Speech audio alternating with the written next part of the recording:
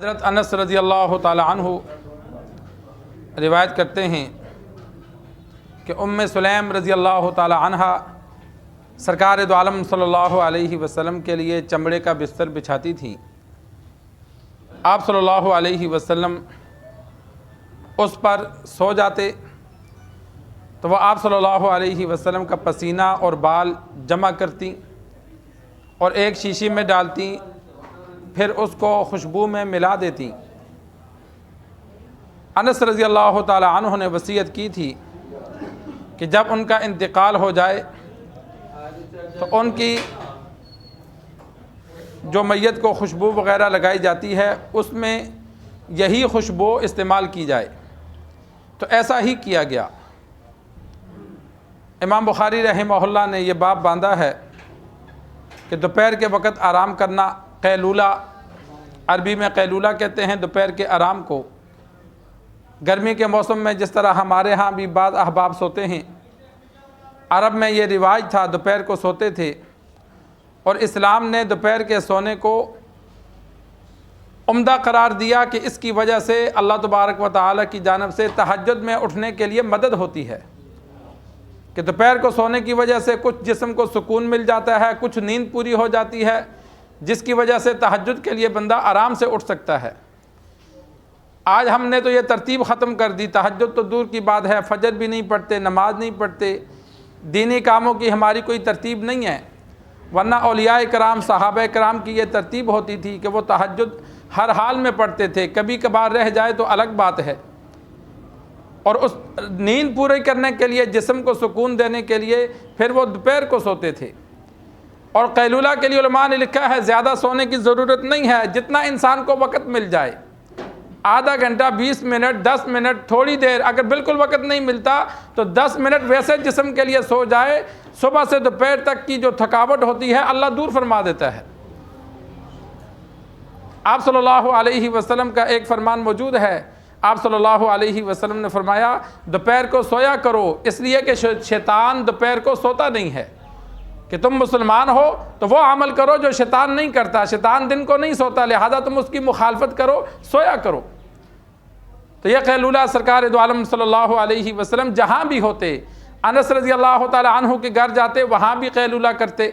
ام حرام کے گھر گئے وہاں بھی قیلولہ کیا، دوپہر کو جہاں بھی ہوتے وہیں آرام کرتے۔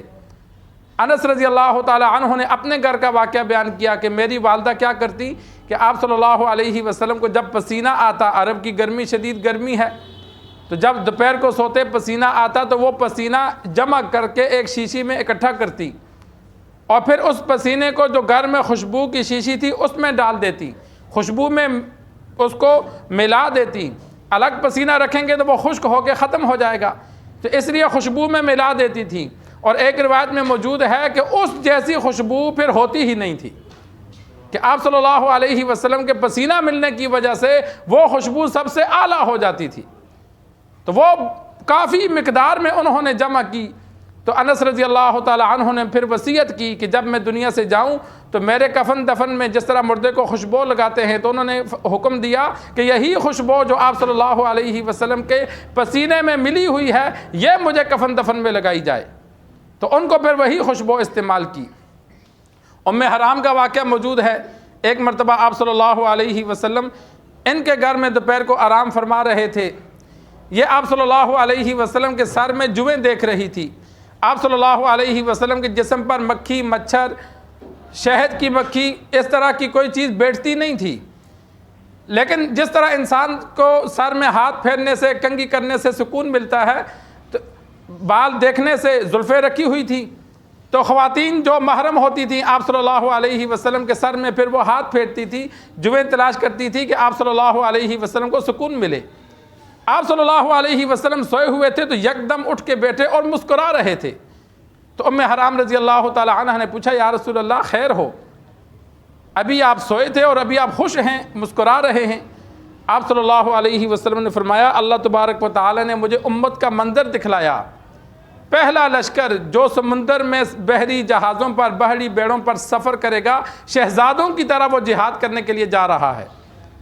اور آپ صلی اللہ علیہ وسلم نے ساتھ ہی فضیلت بیان کر دی کہ اللہ نے بتلایا کہ جو پہلا سمندر میں قافلہ جائے گا وہ سب کے سب جنتی ہوں گے۔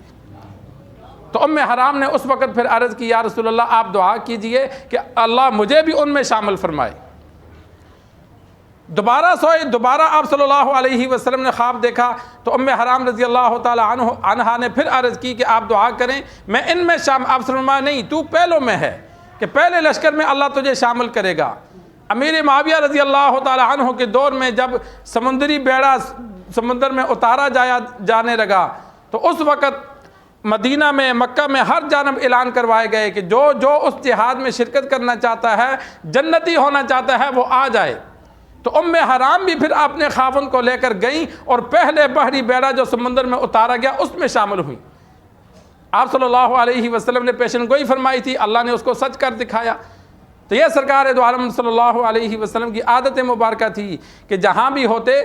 اپنے گھر ہوتے، کسی کے گھر ہوتے، مسجد میں ہوتے تو دوپہر کو تھوڑی دیر آرام فرما لیتے تھے۔ اسی وجہ سلمان نے لکھا کہ دوپہر کو تھوڑی دیر سونا، قیلولہ کرنا یہ سنت ہے کہ آپ صلی اللہ علیہ وسلم ہمیشہ کرتے تھے۔